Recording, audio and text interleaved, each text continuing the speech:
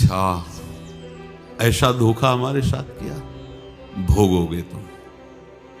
ये जो निकलता है ना भोगोगे, ये अकाट्य होता है।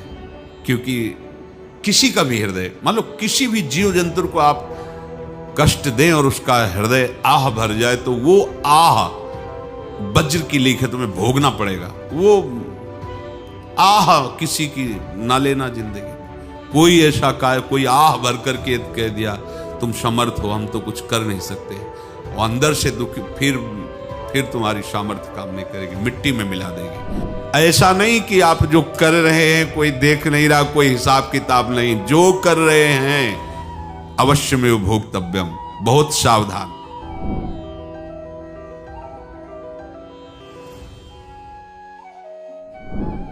जीव स्वयं नित्य निरंतर कर्मों के जाल को रच रहा है और अपने आप को बांध रहा है।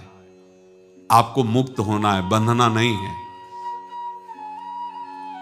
जीव का जन्म कर्मों के अनुबंध से होता है, कर्मों के बंधन से होता है, और उसको अपना ऋण चुकाना होता है। कर्मानुबंध ये बहुत सूक्ष्म विषय है। जैसे आप जिस परिवार में जन्म लिए हैं, तो उस परिवार के लोगों से आपका ऋण है, इसलिए उसी परिवार में आप आए हैं। और ऋणानुबंध, उसको बिना चुकाए या बिना वसूल किए आप वहां से जाएंगे नहीं। आपको लेना है तो वसूल करना है, और देना है तो चुकाना है। ये पूर्व के जन्मों से निश्चित किया गया है। जैसे किसी के यहां पुत्र हुआ, जन्म से ही पैसा खर्चा शुरू हुआ, बड़ा हुआ तो उद्दंडता के द्वारा मार पूरे परिवार को क्लेश पर क्लेश देता चला जा रहा है। ये तुम्हारे कर्म का फल है। या ऐसे शक्तिहीन बुद्धिहीन ऐसे पागल पूरे जीवन सेवा करो, तुमसे अपना हिसाब चुकाने के लिए वो आया है। अब परिवार के जो सदस्य जुड़े आके, मतलब पत्नी आते ही पूरी हृदय में आनंद, परिवार में आनंद, और जीवन भर वो आनंद ही सुख देने के लिए उसका जन्म हुआ। वो अपना ऋणानुबंध मुक्त, और आते ही भयंकर क्लेश खड़ा कर दिया, बीच में दीवार और झगड़ा वैसा, फिर अतरे दिन मारपीट शुरू, कलह अशांति, पूरा जीवन नरक हिसाब करने आए। यहां ऋण चुकाए बिना कोई जा नहीं सकता, ऋण चुकाना पड़ेगा। किसी का ऋण वसूल करना है तो किसी को ऋण चुकाना है, दोनों काम करने होते हैं। अनेक जन्मों में अनेक लोगों के साथ हमने जो बर्ताव किए हैं, अच्छे या बुरे, वो होंगे। अब किसी आदमी को हम जानते नहीं, अचानक मिला, अचानक टक्कर लगा और मार पीट गाली गुप्ता सब कर दिया, चुपचाप सह लो। क्यों? ये आपका हिसाब है, पूर्व का हिसाब। हमारा उससे कोई द्वेष नहीं, कोई संकल्प नहीं। अचानक घटना घटी और हमसे द्वेष करने लगा, हमें पीटने लगा, हमें गालियां दे, ये हिसाब है, चुपचाप सह जाओ। अपने घर का भाई ही भारी दुश्मन बन गया और क्लेश दे, हिसाब है। एक प्रभुदत्त ब्रह्मचारी जी की वाणी में पढ़ा था, एक महात्मा जी भ्रमण करते थे, तो उस समय असरफियां चलती थी, मोहरें असरफियां, तो उनको भेंट में देते लोग। तो या तो ठाकुर सेवा में लगे तत्काल, या संत सेवा में तत्काल लगे, उसका संग्रह करके डोलना ये ठीक नहीं है। बैरागी के लिए सिद्धांत में ये ठीक नहीं है। तो जब 2, 4, 6, 8 ऐसे मोहरे हुई, तो उन्होंने विचार किया कि और भ्रमण करके जब काफी मोहरे हो जाएंगी तो प्रयागराज में जब कुंभ पड़ता है, एक बार पूरे सब अखाड़े के संतों को, अलग अलग संप्रदाय सब संतों को बुलाएंगे और सबको खुआएंगे। अब साधु है तो यही विचार करेगा, और क्या विचार करेगा। तो उन्होंने एक ऐसे डंडा बनवाया, बेंत, जो ऊपर से चूड़ीदार और भीतर पोला, और मोहरे उसमें डालते हैं, और भ्रमण, जहां जहां श्रद्धालु भगत थे सबके यहां जाना, और इच्छा रखना कि एक मोहर तो दे दे दक्षिणा में। कामना कोई भी हो वो बांधती ही है, ध्यान रखना। इसीलिए प्रभु जो चाहे वो करे, अपनी चाह नहीं रखनी चाहिए, अपनी चाह प्रभु की चाह में मिला देनी चाहिए। धीरे धीरे वो छड़ी भर गई। भ्रमण करने वाले महात्मा चूड़ी लगाई, इंतजार करते रहे। जब प्रयाग का कुंभ पड़ा तो चले। तो रास्ते में एक गांव में पूछा जाता है जैसे कहीं रुको कि कोई श्रद्धालु ऐसा है जो संत सेवी है। तो कुछ लोगों ने बताया हाँ एक परिवार है बहुत संत सेवी है और आपको मिलाते हैं उनसे। आइए महाराज, घर में रुका, खूब अच्छा हलवा पूड़ी पवाया और जो घर के मालिक थे चरण दबाए। चरण दबाते दबाते उनकी दृष्टि पड़ी उस डंडे पे। इतना मोटा और ऊपर से कुछ चूड़ी सी भी नजर आ रही, इस डंडे में तो कोई रहस्य है ही है। अब महात्मा जी को खवा पिला के सुला दिया। महात्मा जी जब सो गए तो पत्नी से धीरे से कहा वो डंडा लाओ बाबा जी का। डंडा वो चूड़ीदार जो ही खोला पलटाया तो सैकड़ों मोहरे। ऐसे संत रोज पधारे भगवान, तुम आनंद हो जाए फिर क्या। पत्नी से कहा नाप के कंकड़ लाओ। वो तो महात्मा जी तो खाए खीर पूड़ी, आराम से सो रहे। रात में पूरी प्लानिंग करके उसमें कंकड़ भर के चूड़ी लगाकर सिराने रख दिया, सारी मोहरें हटा ली। महात्मा जी आराम से छड़ी उठाए तो वजन पक्का। वैसे बड़े लोग चतुर होते हैं पर ये नहीं जानते कि कर्म कितना भयानक होता है। और उनकी कोई संतान नहीं थी पर धन में इतना प्रेम उनको था। बहुत सावधान। साधु महात्माओं के पास जो अर्थ है, गृहस्थी अगर आता वहीं से है, पर अगर उसको जोर जबरदस्ती या किसी छल कपट से, तो वो उसका विनाश ही करता है। आज तक का प्रमाण है। अब उनको ये भाव पता नहीं होगा, या पता होगा तो लोभ के कारण वो उसको मान नहीं पाए होंगे। महात्मा जी गए प्रयाग में, किसी अखाड़े पर रुके और वहां प्रार्थना की कि कल जो है संपूर्ण अखाड़ों का निमंत्रण किया जाए और सब संतों को भोग पवाया जाए और उनको दक्षिणा भी दी जाए। महंत ने सोचा कि बहुत बड़ा है तो उत्सव है, क्योंकि प्रयाग में कितने हजारों संत महात्मा सब। उनका महाराज बोरों इसमें चीनी और तीनों घी लगेगा, सब व्यवस्था। बोले आप मंगा, एक एक हिसाब हम करेंगे, हमारे पास सब व्यवस्था है। बोले कुछ तो पहले दे दो, इकट्ठे देंगे हम। उनको था कि अगर हम छड़ी खोला और दो चार मोहरे दी, किसी को पता लग गया तो गड़बड़ हो सकती। बोले हम भंडारे के समय आखिरी में सब कुछ आपको दे देंगे। ठीक है। वो अपने पास से पैसे लगाकर खूब जितना सामग्री सब लाए, लाखों की, और सब संतों को निमंत्रण कर दिया। संत जन निमंत्रित हो गए। भंडारा बन रहा है, तब वहां के महंत है और उनका देखो भंडारा भी बन रहा है। संतों को निमंत्रण।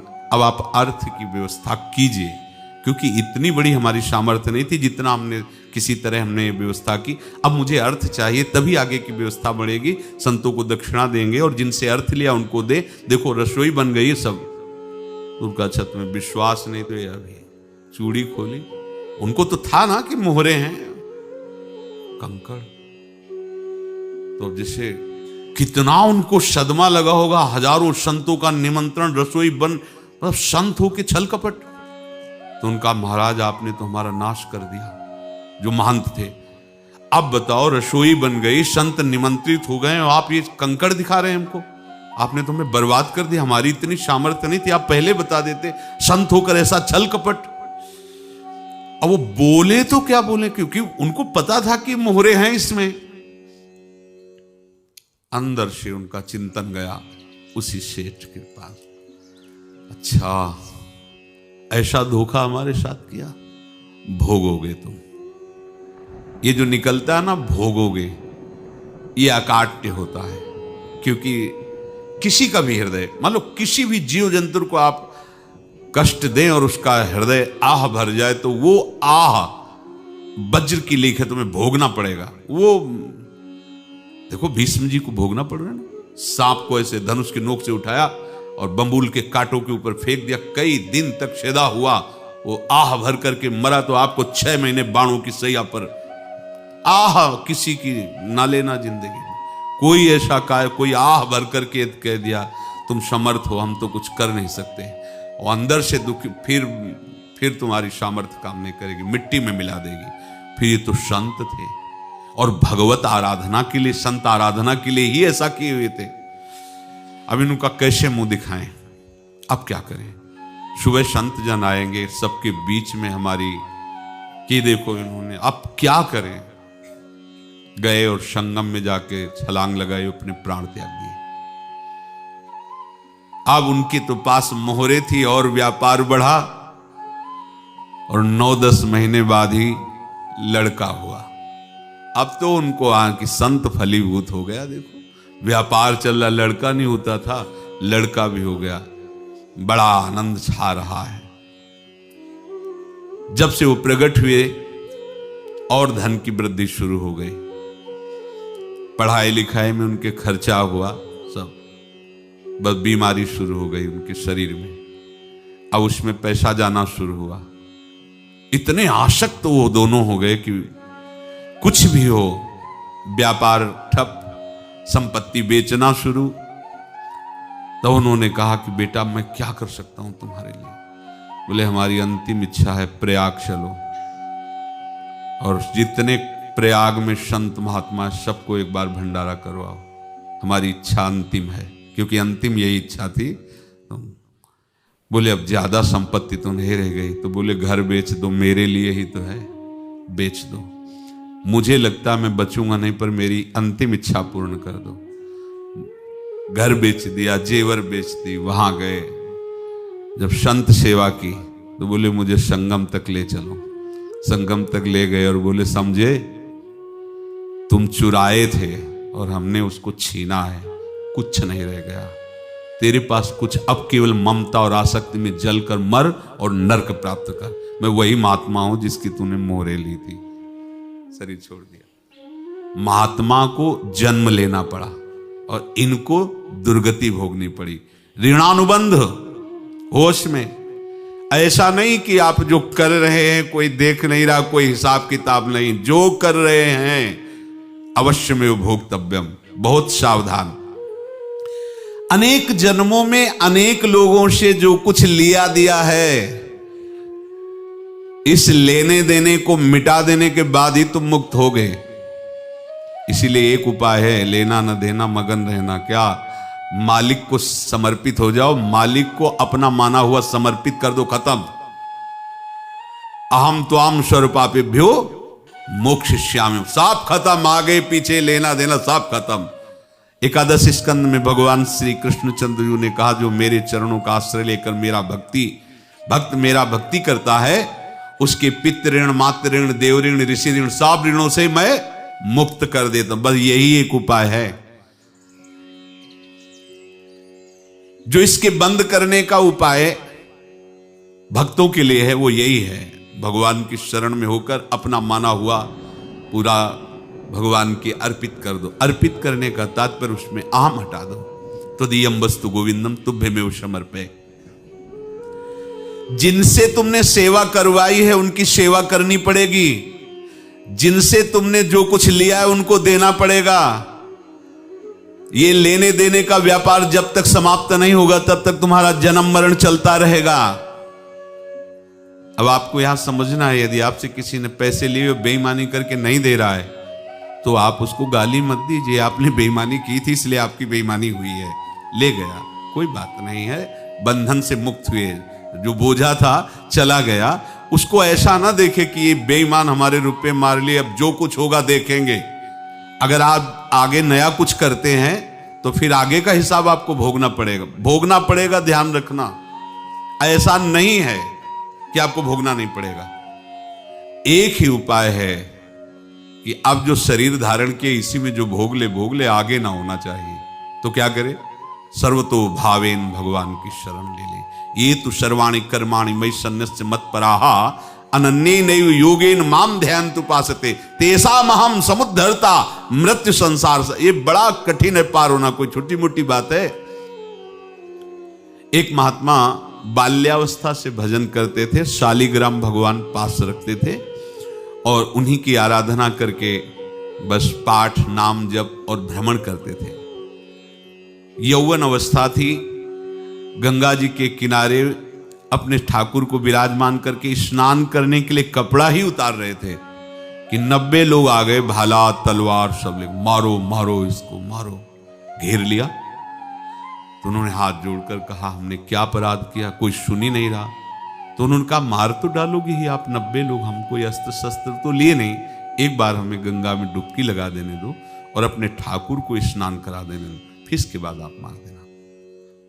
भगवत इच्छा से वो लोग रुक गए, स्नान किया और अंदर से प्रार्थना की, प्रभु ये क्या लीला है आपकी, आपके सिवा मेरा कोई है नहीं और ये मुझे मारना चाहते हैं।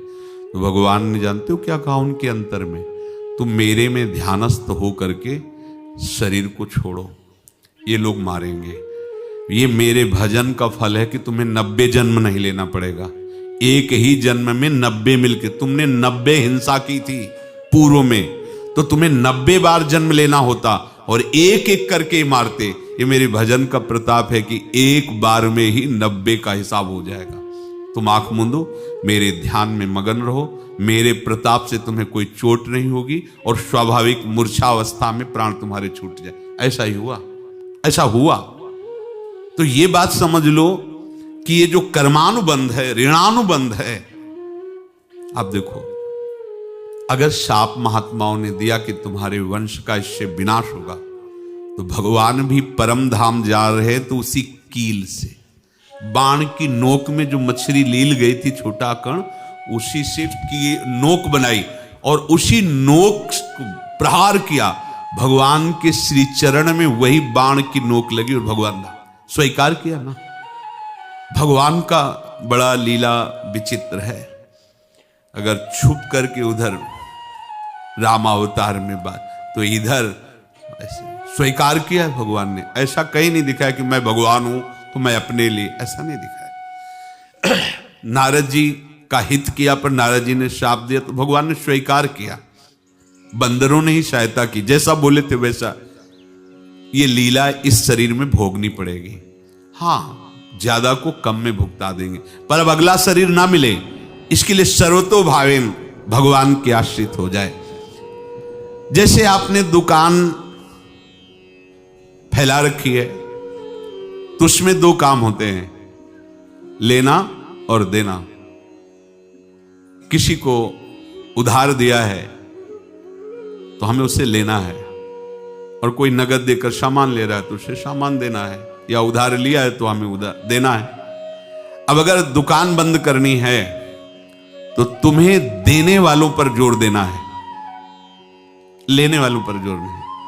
लेने वाला तो जाओ, हम क्षमा किया, समर्पित किया, हमारा कोई संबंध नहीं, खत्म हो जाए, वो खुशी हो जाएगा। लेकिन देने वाला, तुम अगर दुकान भी उठा दोगे तो जहां भी रहोगे तुम्हारे पास वो आएगा, लाइए हमारा।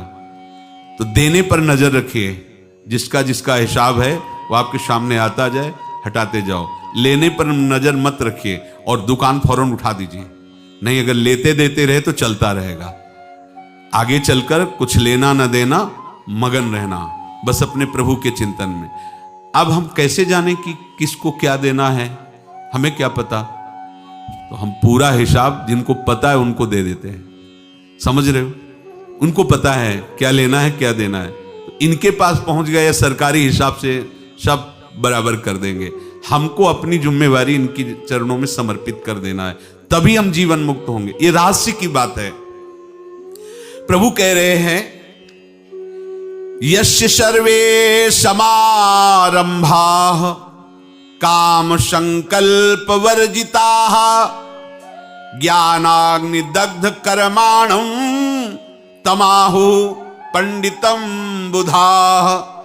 जिसके संपूर्ण कर्मों के आरंभ संकल्प और कामना से रहित हैं, तथा जिसके संपूर्ण कर्म ज्ञान रूपी अग्नि से जल गए हैं, उसको ज्ञानी जन भी पंडित कहते हैं, बुद्धिमान कहते हैं। पूज्य श्री भाई जी महाराज कह रहे हैं, जैसे वहां ज्ञानाग्नि से दग्ध कह रहे हैं, तो अपने वृंदावन वासियों का प्रेमाग्नि से सब कर्म संस्कार दग्ध होते हैं।